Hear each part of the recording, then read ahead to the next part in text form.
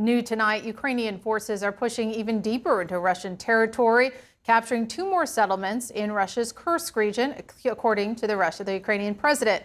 We're also learning new details tonight about a deadly Russian airstrike on a hotel in eastern Ukraine. That strike killed an employee from Reuters news agency and left several others injured.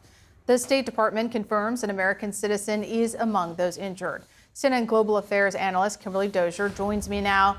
Kimberly, what is your reaction to Ukraine's advances into Russian territory?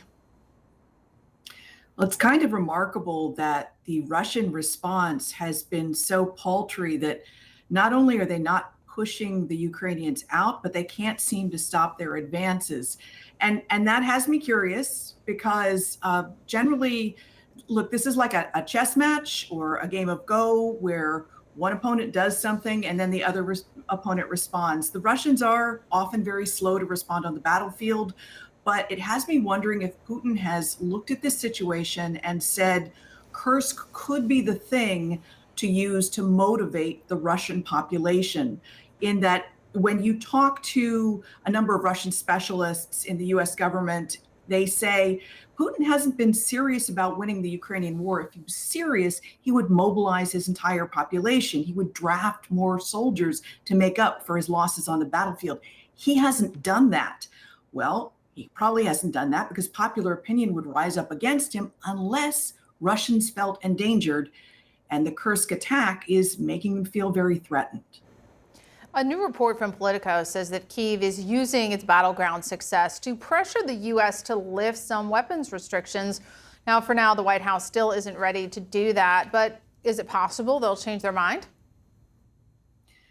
At this late stage in the Biden presidency, I don't think so, especially in that the Ukrainian forces are already making progress on the ground in Kursk.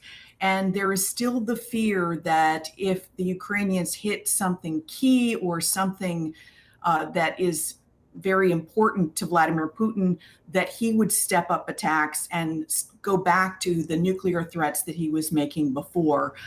So I don't think you're going to see that in this presidency in the few months left. Now, what happens if Ukraine continues to make advances into Russian territory? Where does this go? Well, the challenge is, depending on how much territory you take, you've got to put manpower in there and logistics to hold that territory. And that means in a sort of a intensive war where you have so many Ukrainian troops engaged on the Eastern Front against Russian forces there. I mean, how do you cover all of your bases? At some point, you have to pick and choose. And if too many forces get sent to Kursk, that could weaken their defense along the Eastern Front, and then surely Russia will take advantage of that. What is Zelensky's endgame here with this push into Russia?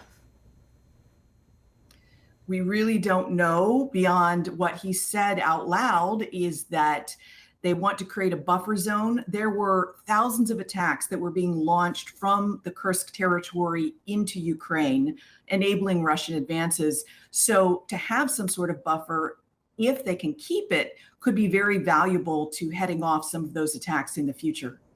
But this must add to the pressure on Putin, right? This is on his home turf.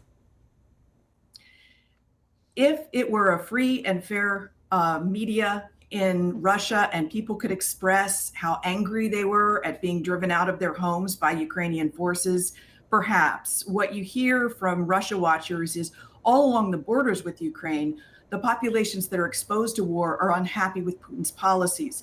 But the closer you get to Moscow, Putin's in control of that media, and he tells the narrative he wants out there. And that narrative is, see, NATO has backed Ukraine, and Ukraine, an authoritarian government, is now pushing into our territory. This is what I warned about all along. And of course, we have to keep fighting. As a matter of fact, I'm going to have to draft more Russian sons and daughters to beat back the Ukrainians. Kim Dozier, thank you.